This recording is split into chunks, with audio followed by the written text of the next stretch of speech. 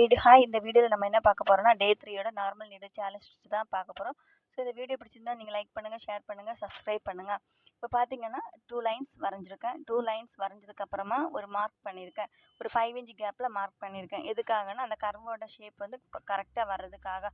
நீங்கள் இன்னும் கூட அந்த லெந்தை வந்து இன்க்ரீஸ் பண்ணிக்கலாம். அந்த கர்வோட ப்ராட் லெந்தை வந்து கூட்டுறதுக்காக.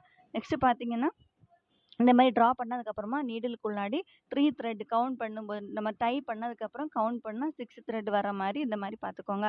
நெக்ஸ்ட் நீடில் உள்ளேருந்து வெளிப்பக்கமாக எடுத்து நம்ம நார்மலாக செயின் ஸ்டிச் எப்படி போடுறோமோ அந்த மாதிரி போடணும். நீடில் அதே பக்கத்தில் நீடில் உள்ளே போட்டு பின்பக்கமாக இழுக்கணும். பின்பக்கமாக இழுத்து அந்த கையை வந்து த்ரெட்டை விடாமல் பிடிச்சிக்கணும்.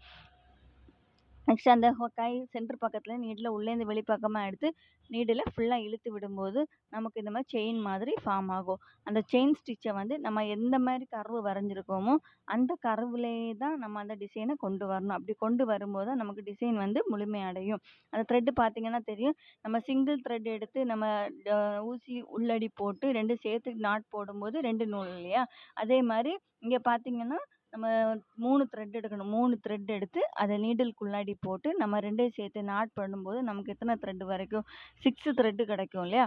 ஸோ அந்த மாதிரி போட்டுக்கணும். அப்படி போடும்போது தான் இந்த ஸ்டிச்சு வந்து நமக்கு பார்க்குறதுக்கு அழகாகவும் நமக்கு ஹைலைட்டடாகவும் அந்த டிசைன் பார்க்குறதுக்கு நமக்கு இன்னும் அழகாக தெரியும்.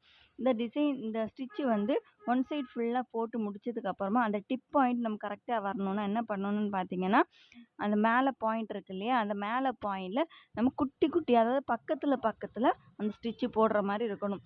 போட்டதுக்கப்புறம் ஒரு பாயிண்ட் முடிஞ்சதுக்கப்புறம் அந்த த்ரெட் இருக்குல்ல நீடில் உள்ளேருந்து வெளிப்பக்கமாக போட்டு நமக்கு ஒரு யூ ஷேப் ஃபார்ம் ஆகும் இல்லையா, அந்த யூ ஷேப் வந்து நம்ம கீழே வர்ற மாதிரி நம்ம பிடிச்சிக்கணும். அப்படி பிடிச்சி கொண்டு வரும்போது தான் நமக்கு இந்த மாதிரி ஸ்டிச்சு வந்து அழகாக கிடைக்கும். நெக்ஸ்ட் இதில் நான் பார்த்தீங்கன்னா 2 லேயராக கொடுத்துருக்கேன். அந்த இது வந்து ப்ராடாக தெரிகிறதுக்காக கொடுத்துருக்கேன். ஸோ நீங்களும் இந்த மாதிரி ப்ராடாக தெரியணும் அப்படிங்கிற 2 ஸ்டிச்சு போடும்போது அது உங்களுக்கு இன்னும் ப்ராடாக தெரியும், பார்க்குறதுக்கு அழகாக இருக்கும். நெக்ஸ்ட்டு பார்த்தீங்கன்னா இந்த டிசைன் வந்து நீங்கள் ஃபுல்லாக ஸ்டிச்சு பண்ணி முடிச்சதுக்கப்புறமா என்ன பண்ணலாம்னா குட்டி குட்டி டிசைன் கூட நீங்கள் மேலே ஸ்டோன் ஒட்டிக்கலாம், மிரர் ஒட்டிக்கலாம், அந்த மாதிரி போட்டுக்கலாம்.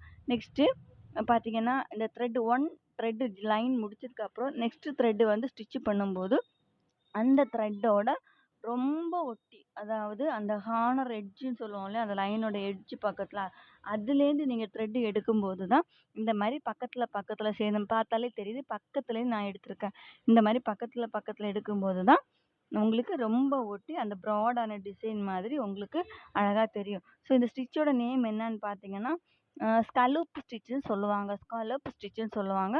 உங்களுக்கு இது சாரீ அப்புறம் சுடிதார் ப்ளவுஸுக்கெல்லாம் போடுறதுக்கு ரொம்ப யூஸ்ஃபுல்லான ஒரு ஸ்டிச்சுன்னே சொல்லலாம். நார்மலாக ஒரு நீடில் வச்சு இந்த மாதிரி குட்டி டிசைன் மாதிரி போட்டு நீங்கள் ஃபினிஷ் பண்ணிக்கலாம். ஃபைனலாக இது ஸ்டிச்சு பண்ணதுக்கு அப்புறமா என்ன பண்ணீங்கன்னா ஊதுபத்தி இருக்கு இல்லையா, ஊதுபத்தி வச்சு அந்த ஹார்னர் எட்ஜ் இருக்கு இல்லையா, அந்த ஹார்னர் எட்ஜு அந்த த்ரெட்டில் படாமல் ஃபஸ்ட்டில் என்ன பண்ணால் கொஞ்சம் கேப் விட்டு நீங்கள் இந்த மாதிரி ஊதுபத்தி வச்சு போட்டு ஃபினிஷ் பண்ணி எடுத்தீங்கன்னா அந்த ஸ்டிச்சு வந்து உங்களுக்கு பார்க்குறதுக்கு அழகாக இருக்கும். தேங்க்ஸ் ஃபார் வாட்சிங்.